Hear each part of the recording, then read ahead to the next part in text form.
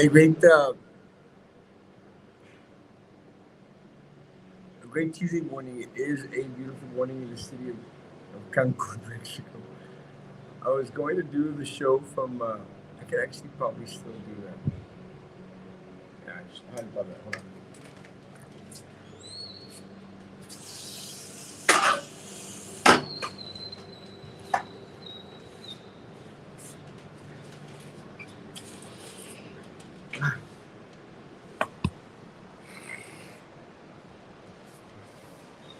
Actually, that's a lot. Oh, it's crazy, but I was trying to find the best place to do the show, and uh, and the sun was always hitting my face, so I got into this little corner on my balcony, and I said like I'll do it here, and I thought why am I not doing it on the other side where the sun la espalda, and this is a better actually a better view. Um, there. I'm using my iPad. I hardly ever use the iPad, but I sure as hell am using it today. Por eso la traje. Beautiful morning. I actually am planning to hit the beach like right now.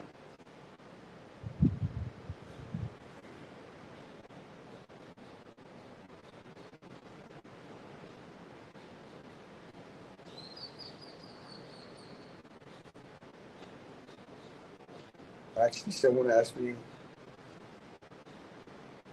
to do.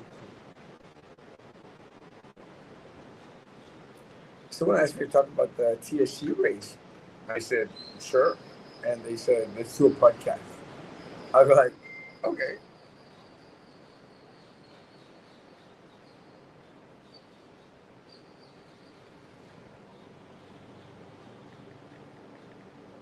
Um, Let me say, yesterday, well, the first day I got here, I found a casino that's close to the hotel,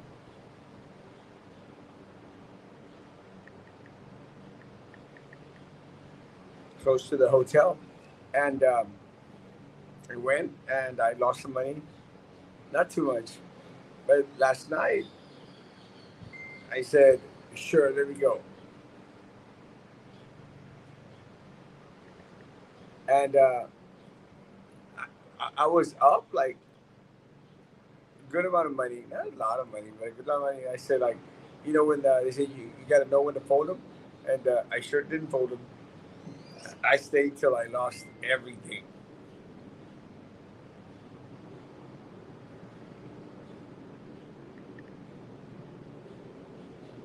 And but it was fun. That's what casinos are. Casinos are you want to leave where you've made what you invested, or you lose everything.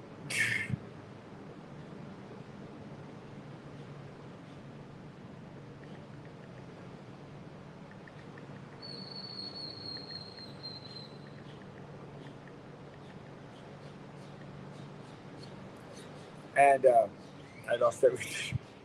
But it was a fun little thing. Oh my God! Stop messaging me.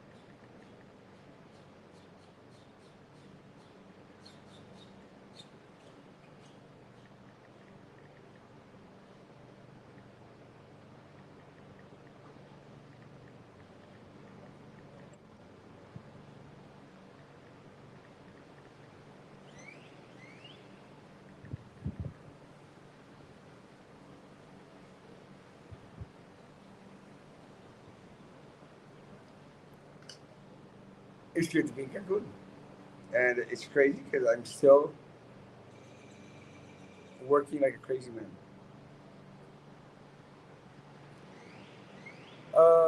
Someone said to me that they wanted to do a show.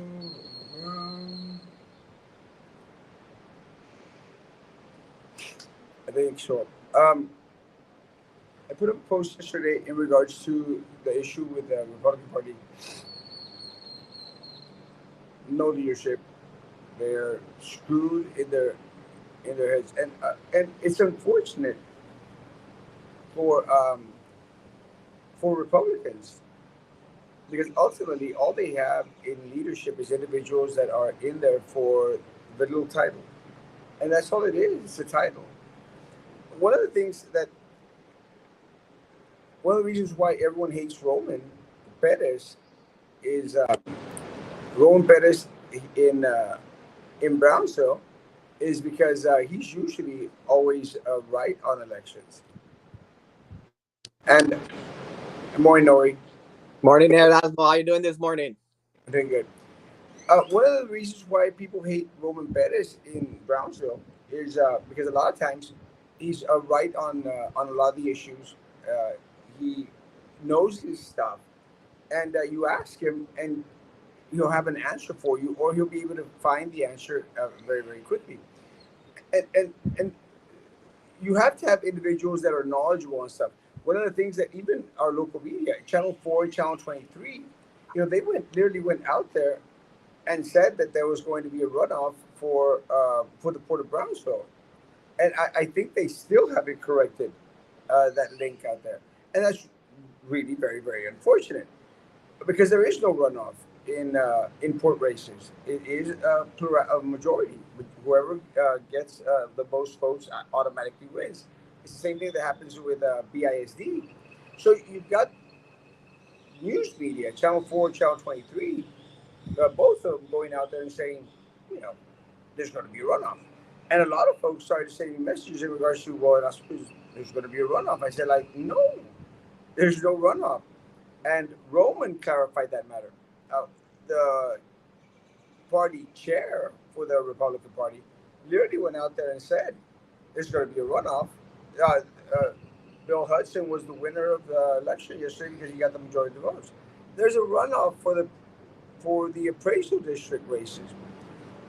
It's a disservice to the community that the party chair and her top level people did not realize, had no information in regards to what the process was for the appraisal district races. They're not in the game, and it's really very unfortunate. I actually tried to have a conversation with the party chair yesterday. It was like talking to a wall. And and to the Republicans down here in Brownsville, guys, the party is screwed.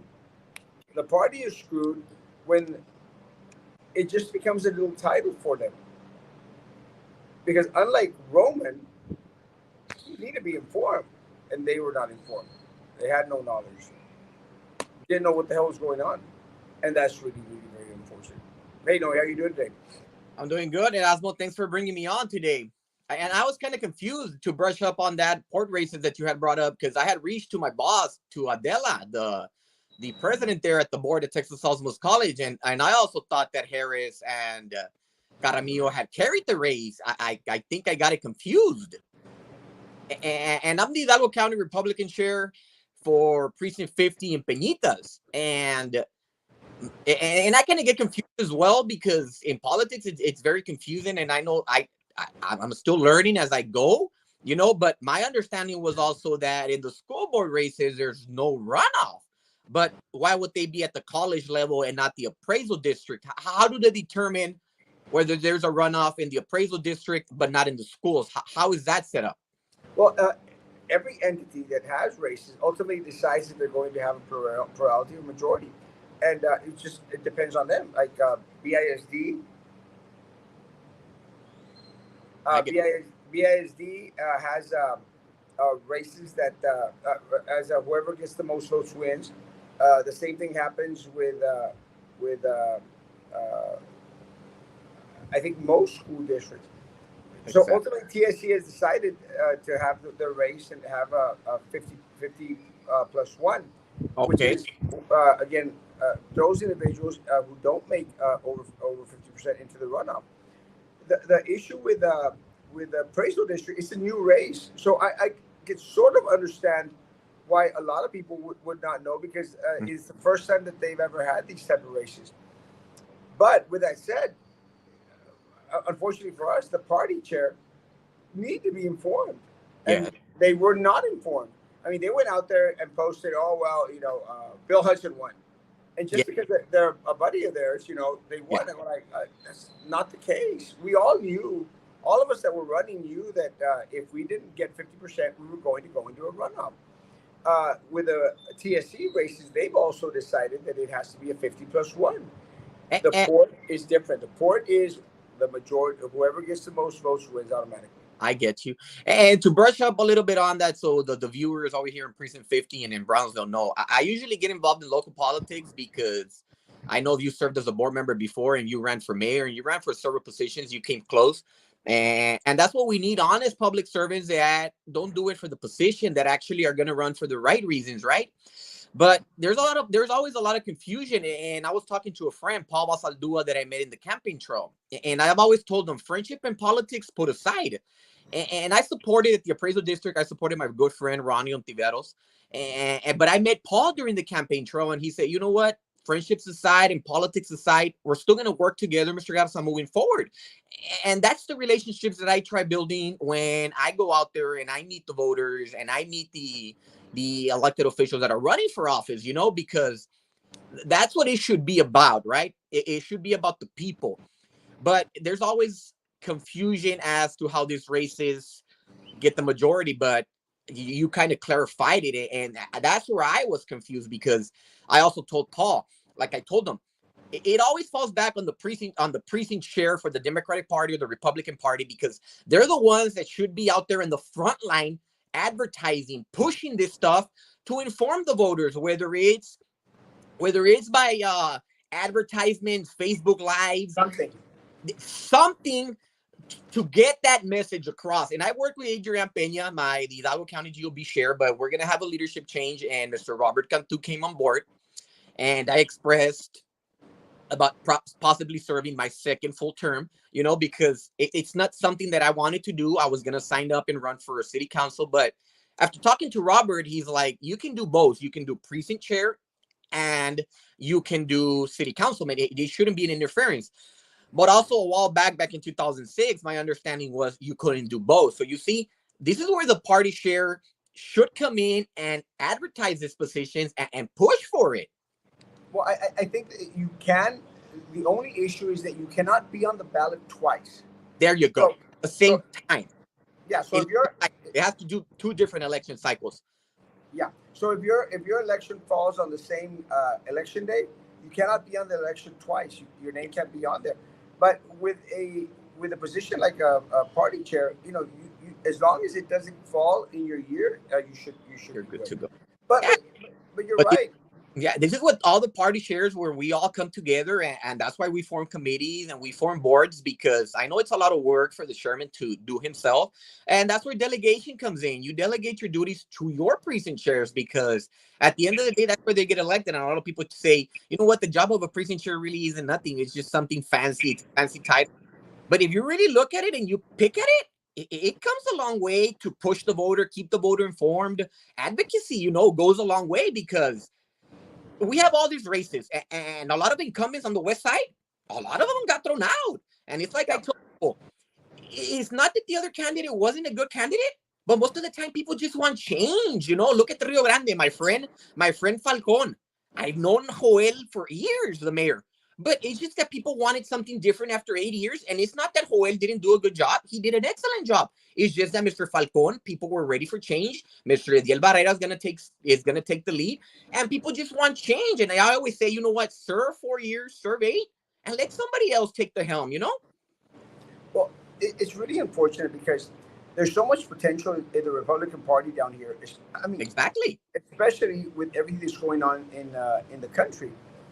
With Biden politics and stuff, there's a great opportunity to bring the community together and turn this a little bit more on the red side. But Yes. unfortunately, we have individuals in leadership positions, especially again. I'm not sure how who the party chair is up in Hidalgo, And but it's, the new precinct chair that we elected was Robert Cantu. She went against Lena, my good friend Lena Garza, but Lena Garza came up a little bit short this time around. But like I told Robert when I talked to him over the phone when he got elected, I made a phone call to him and I expressed my concern about getting precinct chairs in the Sullivan City area, La Jolla area, and the Palmview area. Luckily, that worked out. We got my good friend appointed in Palmview as a precinct chair. We never had a precinct chair for the longest time, you know. But yeah, it's told them we need them because the Republican Party is strong. The issue here is that a lot of these incumbents, a lot of people, there's a lot of confusion, Mr. Castro, and you know this. These are nonpartisan races, you know. no, So it's not whether you're a Republican or a Democrat, you know. It's not whether you run on the Republican title or the Democrat ticket. At the end of the day, your party affiliation doesn't matter in these races, and that's what people down here don't know. That they automatically think you're Republican, you're Democrat. Okay, they're gonna vote Democrat. But what they don't understand in the confusion is it's a nonpartisan race. You're just voting for the individual. You're not voting for a party ticket, right? And that's what I tell Robert. We got to inform these people. We got to tell these people that regardless if I'm a Republican or I'm a Democrat, I'm still going to serve you in the city as a Democrat and as a Republican, whether my party affiliation is Republican. And that's where the confusion is at, you know? And that's where our Republican chair that got elected, because Adrienne, she's going to walk off in the sunset. She did an excellent job, but I know Robert's going to bring the party forward. And Myra Flores is going to do good in Brownsville, you know? I'm pretty sure she has a good chance, but we're flipping little by little, Erasmo, and you know we're flipping South Texas red. well, one of the things that I've always stated is that uh, you know we're Mexican, Yeah, we're Hispanic, so a exactly. lot of the values that we have, they align more with the conservative side of the bird than with the liberal, and that's what's basically unfortunate because there's so much potential for the There Republican is. Party down here just because of the values that a lot of us hold.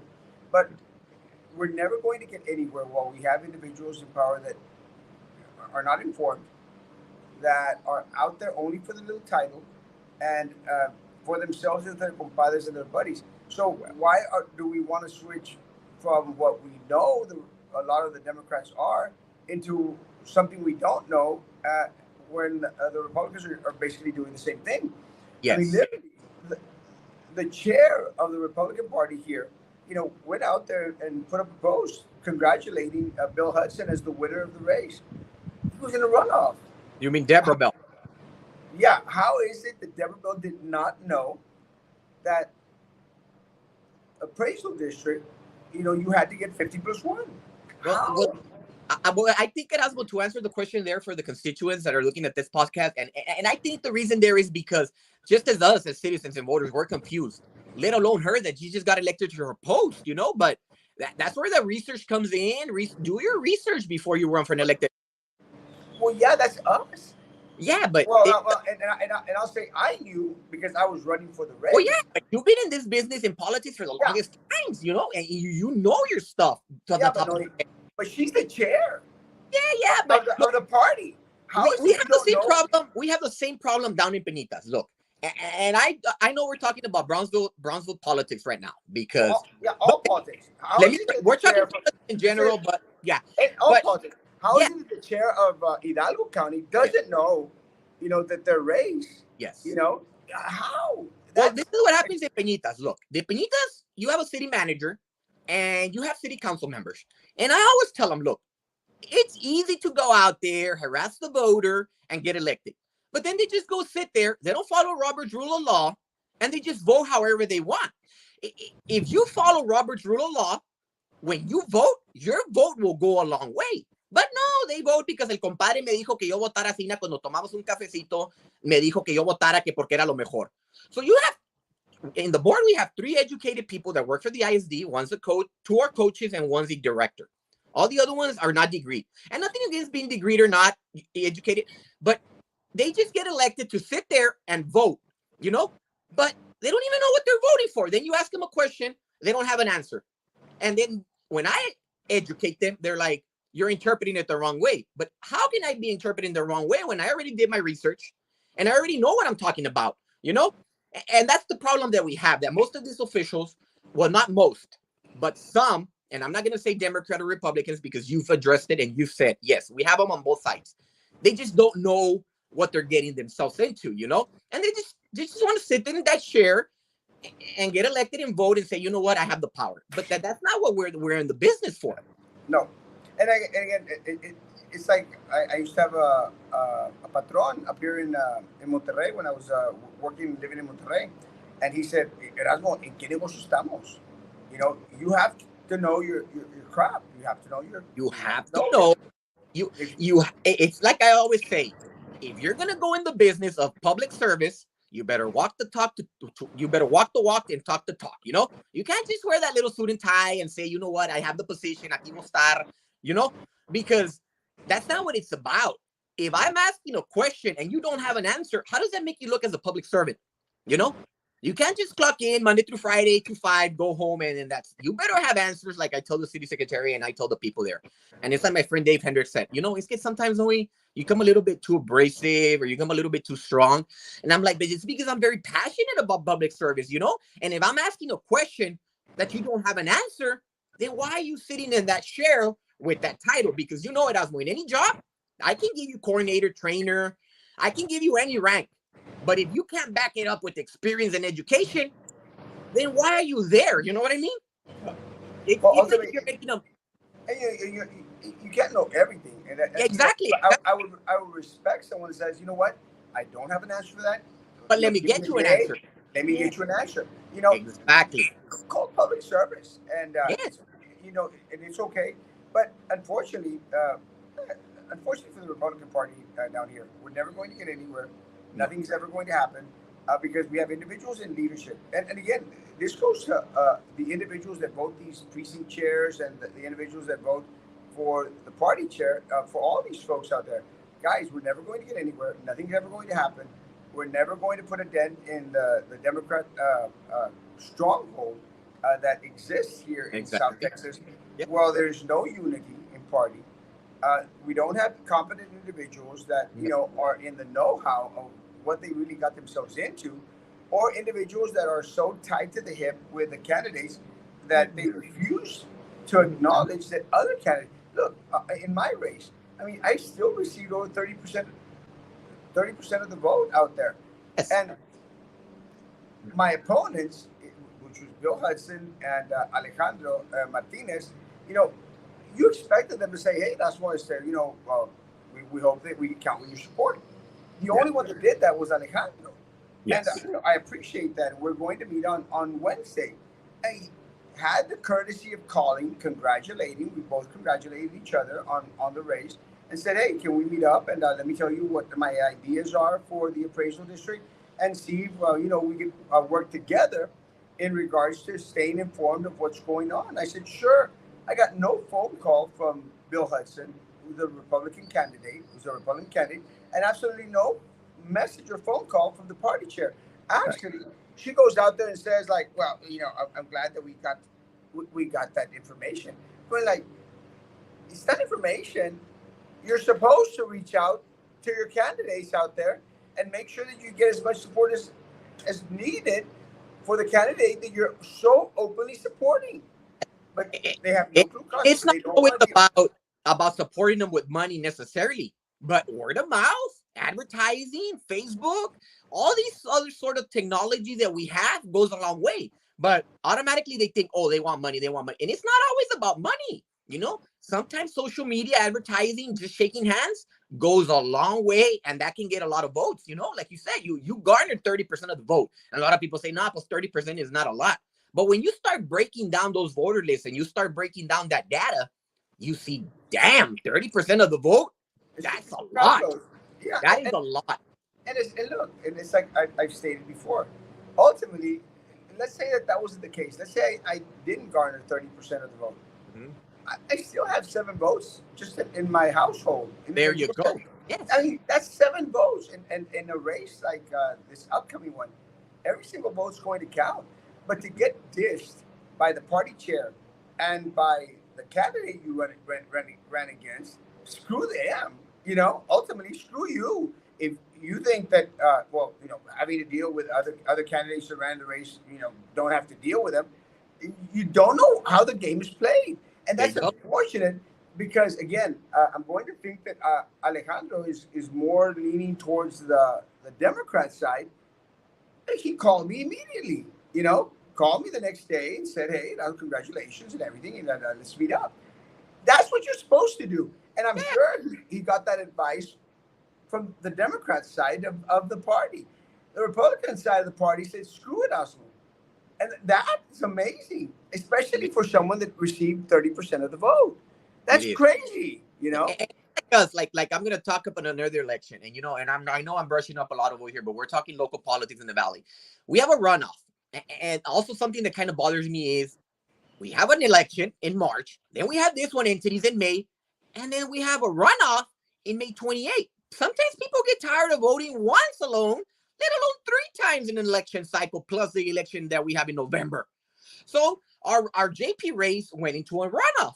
And like I say, I always make the effort to reach out to the candidate, talk to him.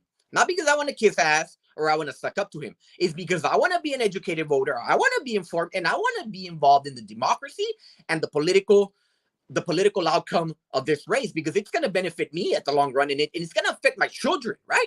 And Right. it's not about saying, you know what, I'm playing both sides because at the end of the day, I don't pick sides and I don't choose sides.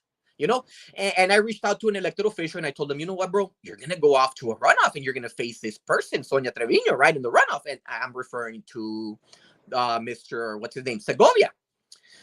But when we were out there campaigning, somebody mentioned a comment. How about we reach out to Segovia, and at the same time that we're pushing this, we push the vote for Segovia. Oh, bro, we don't want to confuse people. Our runoff is in May, and it gets you thinking. What is it you're hiding? What is it that you're trying to keep? It's not that we're confusing the voter. We're not doing anything wrong by saying this is the candidate we're pushing. At the end of the day, we don't need his approval. But that kind of upsets you because it tells you, okay, you already make the runoff, and now you're already using your position kind of like, I'm going to win this. I'm going to win this. We don't need the people. And it kind of tells you, like, you know what? People don't want to get involved no longer in the political process. So in that race, we kind of say, you know what? We're going to back off. We're not going to help this. We're not going to help the other. But then people get tired of going to vote once, twice, three times. Why are we having so many elections instead of saying, you know what? We're going to have this runoff and we're going to put it with the local entities election, unless we can't do that. I don't know. Can we clarify that one? Erasmo? I'm sorry. I got lost a little bit because I received a message. Yeah, yeah. No, Uh, the runoff. Can we have a runoff together with an entities election, or there's no way we can do that can we have a run up? What? at the same time as a local entities election, as a city council appraisal Oh district yeah, election? yeah. We can't. And actually, it's kind of and that falls on I'm not, I know here in Cameron County, it is election department, and I'm sure Hidalgo County has their story. They have to coordinate with everyone out there Ah, okay. in regards to bringing everything together and saying, hey guys, let's just do it on such a day. But for some reason, it's like we have our sheriff's runoff race in a couple of weeks. And it would have been just so much better if we would have had all these races all together so that we don't start to see what we're going to see is voter fatigue. You know, and a lot of folk out there, they're going to go like, ya fui a votar. I don't have to go out again. Yes, you do, because it's a different race. An They election. should have been coordinated. They should have been coordinated a little bit better. They should have brought everything together. But we have a lot of special races that. People get tired, and especially the elderly people get confused. They're like, "A votar otra vez, ya voté," you know. Exactamente. And then the mail-in ballots, the voting ballots, that's a lot of. Again, you want me to mail a ballot? Ya lo mandé, you know. Perception goes a long way. But it's that falls back on again on the Democratic Party, the Republican Party shares where they're there to be elected. It falls back on the elected officials that, as small as it might seem to them, it is a big issue that they should coordinate. But again, I don't know. Sometimes it turns into politics because I know in Peñitas it's always been an issue where our voting site gets closed because either the county commissioner is running for office versus the other county commissioner and they have beef. But why should their beef affect us, the voters, and us, the constituents, because of the beef that they have? But that's I agree. unfortunately the stuff that we have to deal with, you know. Have to deal with. Yeah. Uh, no, I appreciate you coming on. I gotta cut it short. Actually got to go to work. We're good. Yeah, I gotta go too. But Asmo, we'll pick up where we left, and it was a good talk. Thank you. I'll see you tomorrow, Bye bye. or if you have the chance, let me know when you have the chance, guys. Be ready for the next cycle of voting. It's coming up, and again, please go vote. Every single race out there is important. Please go vote, guys. Be good to each other. Continue to be good to me. God bless.